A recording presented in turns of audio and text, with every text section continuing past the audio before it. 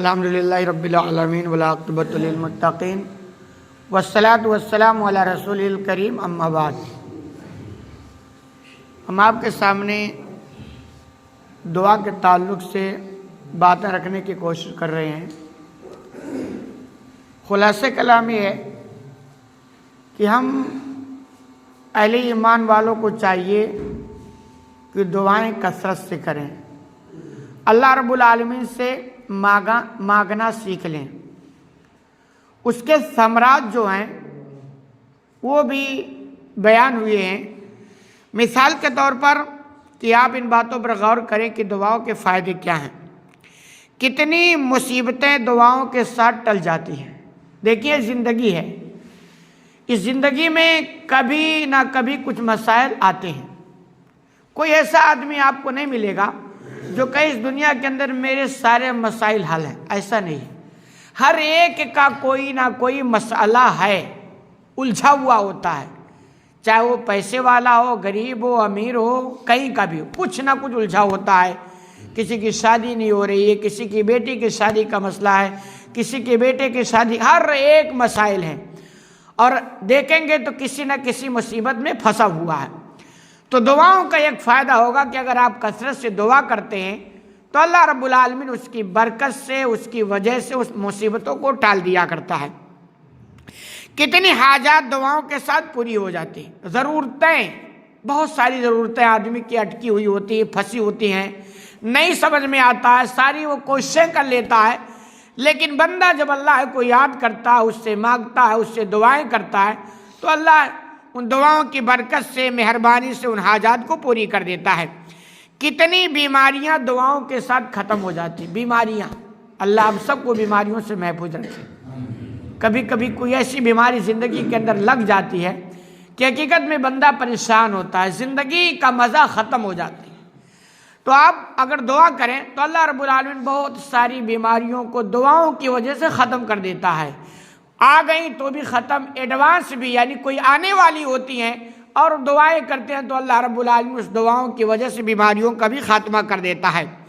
ایسے کتنے گناہ دعاؤں کے ساتھ معاف ہو جاتے ہیں۔ گناہ دیکھیں، دنیا میں ہم رہتے ہیں، ایک آدمی جو اپنے آپ کو آزاد چھوڑ دیا، اس کے گناہوں کا تو کوئی حد ہی نہیں رہ جاتا ہے، قدم قدم پہ گناہ ہے۔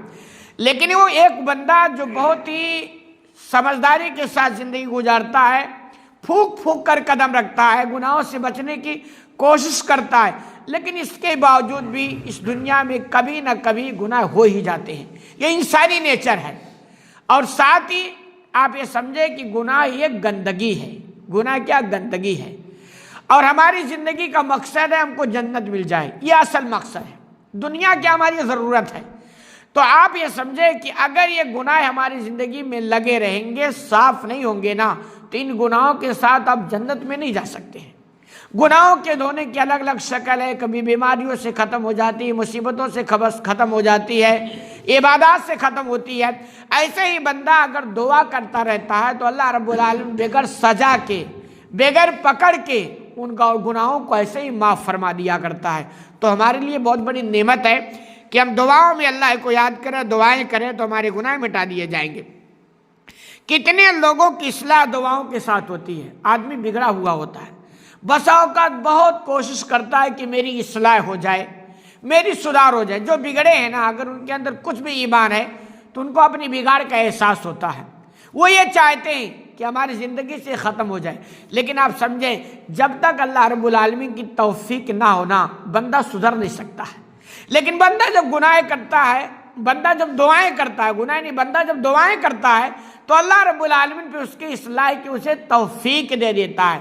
دھیرے دھیرے آپ دیکھیں، بندہ جب عبادت سے لگتا ہے، دینداری اختیار کرتا ہے، دعائیں کرتا ہے، اس کی پچھلی زندگی اور موجودہ زندگی دیکھیں گے تو بڑا فرق آئے گا۔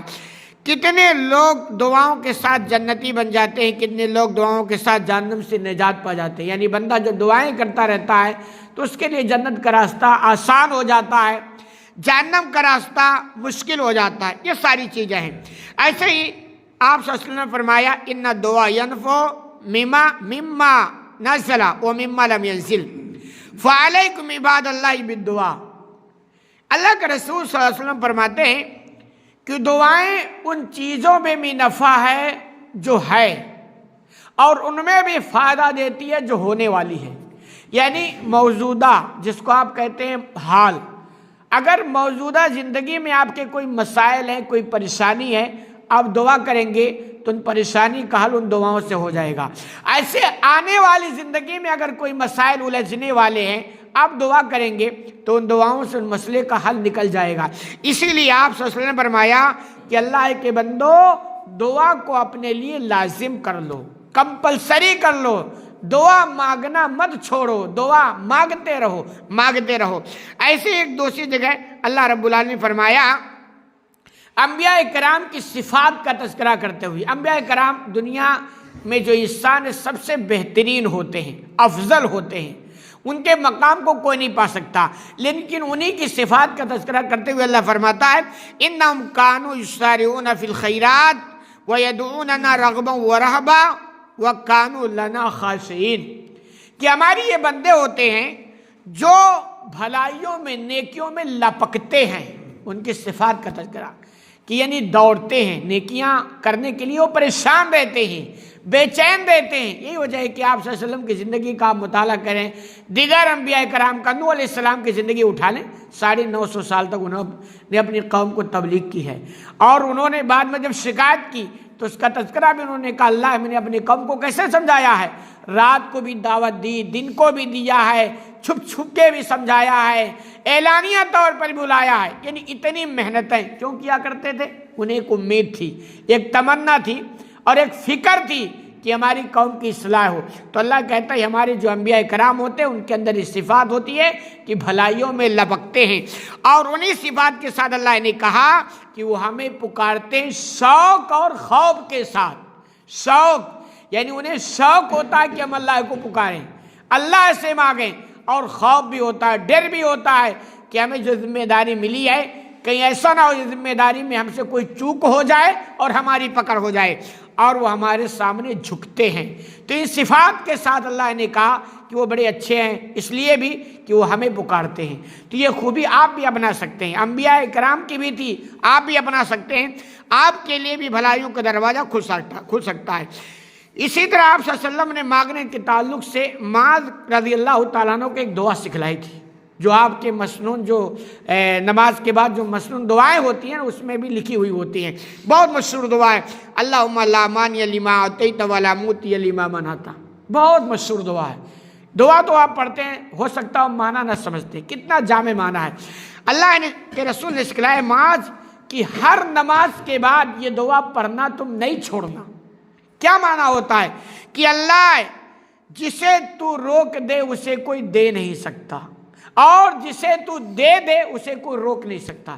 کتنی اچھی مفہوم۔ ہمارے سارے مسئلے حل ہیں، ہمارے روزی کے مسائل، روٹی کے مسائل، پتہ نہیں کتنے مسائل ہیں، ان مسائل کے حل کے لیے آپ دعائیں پڑھیں کہ اللہ جسے تو دے دے، جس کا مسئلہ حل کر دے، جس کی مصیبت کو ٹال دے، کوئی اسے مصیبت میں ڈال نہیں سکتا ہے، اور جسے تو مصیبت ڈال دے، جس کی روزی کو تنگ کر دے، جس سے تو چھین لے، کوئی نہیں دے سکتا ہے۔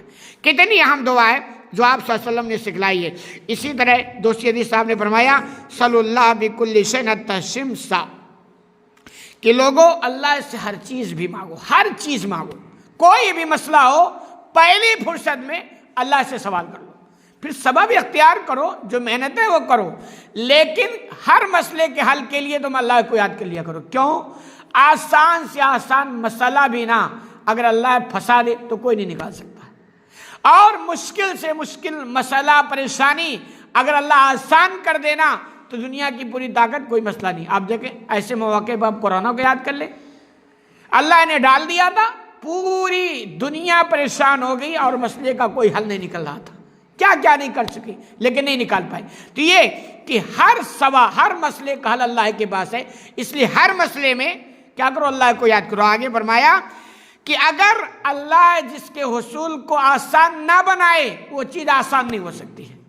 اب دیکھیں کوئی کتنا مشکل کام ہوتا ہے لیکن وہی کام کسی کے لیے آسان ہو جاتا ہے، اور کوئی کتنا آسان کام ہوتا ہے کسی کے لیے وہی کام مشکل ہو جاتا ہے۔ وجہ کیا؟ وجہ یہ کہ یہ سب اللہ کی جانب سے ہوتا ہے، وہی کام ایک بندہ بڑی آسانی سے کرتا ہے، وہی کام ایک بندہ کر ہی نہیں پاتا یا بڑا مشکل کام ہوتا ہے. جیسے آپ فجر میں اٹھ کے آتے ہیں، آپ کے لیے آسان ہے، سارے وہی چہرے ہیں، اس کا مطلب آپ کے لیے آسان ہے، تبھی تو پابندی کے ساتھ آپ مسجد میں چلے آتے ہیں. کچھ ایسے ہیں جن کے لیے بہت مشکل کام ہے، وہ اٹھ ہی نہیں پاتے، تو یہ سب اللہ کی جانب سے ہے. اور یہ اور آسانی چاہتے ہیں تو اللہ سے مانگنا سیکھیں، اللہ سے دعائیں کرنا سیکھیں. اسی طرح دعائیں قبول ہونے کے طریقے یہ جاننا بہت ضروری ہے. بہت سارے مسلمان جو جاہل ہوتے ہیں، نہیں سمجھتے ہیں. کوئی مسئلہ الجھا، اللہ سے مانگنا شروع کیا اور اس کو لگا کہ جو میں مانگ رہا ہوں مجھے مل نہیں رہا، تو پھر وہ بھٹک جاتا ہے، گمراہ ہو جاتا ہے، مانگنا چھوڑ دیتا ہے. اس لیے صحیح حدیث کی روشنی میں آپ صلی اللہ علیہ وسلم نے بتلایا کہ بندے کی جو دعائیں قبول ہوتی ہیں وہ کس طریقے سے ہوتی ہیں. ما من مسلم یدعو لیس باسم ولا بقطیۃ الرحمہ الا آتاہ احدی ثلاث، کہ بندہ جب کوئی چیز مانگتا ہے اور اس میں دو چیزیں نہ ہو، ایک تو گناہ کا کام نہ ہو اور ایک رشتوں کے توڑنے کا کام نہ ہو. دعا میں یہ دونوں چیزیں نہیں ہونی چاہیے. آپ دعا کریں کہ اللہ مجھے پاورفل بنا دے تاکہ میں کسی پر ظلم کروں، اللہ مجھے تلوار دے دے تاکہ میں کسی کو مار دوں، یعنی اس طرح کی دعائیں نہیں ہونی چاہیے. رشتوں کو کاٹنے والی دعائیں نہیں ہونی چاہیے کہ اللہ مجھے توفیق دے کہ میں فلاں سے بات نہ کروں، فلاں کے قریب مت جاؤں، فلاں کے شادی میں نہ شریک ہوں، فلاں، یہ سب دعائیں نہیں. اگر یہ دونوں دو چیزیں نہیں ہیں دعا میں تو کہہ رہے ہیں پھر تین طریقے سے وہ دعائیں قبول کی جاتی ہیں. اس لیے آپ سمجھیں کیسے ہوتی ہیں. آپ نے فرمایا ان یعجل لہ دعوتہ، یا تو اللہ اس کی دعا کو جلدی قبول کر لیتا ہے، یعنی بندے نے دعا کی اور اللہ کو لگا کہ یہ دعا بندے کے لیے فائدہ مند ہے تو وہی دعا اور جلدی سے قبول کر لیتا ہے.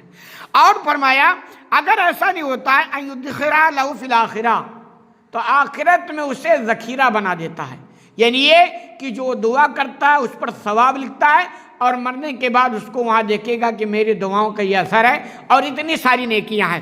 اور تیسری صورت جو بتلائی وہ یہ کہ اس دعا کی وجہ سے مصیبتیں ٹل جاتی ہیں. یعنی آپ دعا کر رہے ہوتے ہیں اور اس دعا کی وجہ سے بسا اوقات کوئی مصیبت آپ پر آنے والی ہو رہی ہوتی ہے، وہ مصیبتیں ٹل جاتی ہیں. اور اس کے لیے تو بھرے واقعات ہیں کہ بندہ جو دعائیں کرتا ہے بسا اوقات ایسی مصیبتیں آ رہی ہوتی ہیں جس کو اپنے آنکھوں سے بھی دیکھ لیتا ہے، لیکن اس دعاؤں کی وجہ سے اللہ ان مصیبتوں کو ٹال دیتا ہے.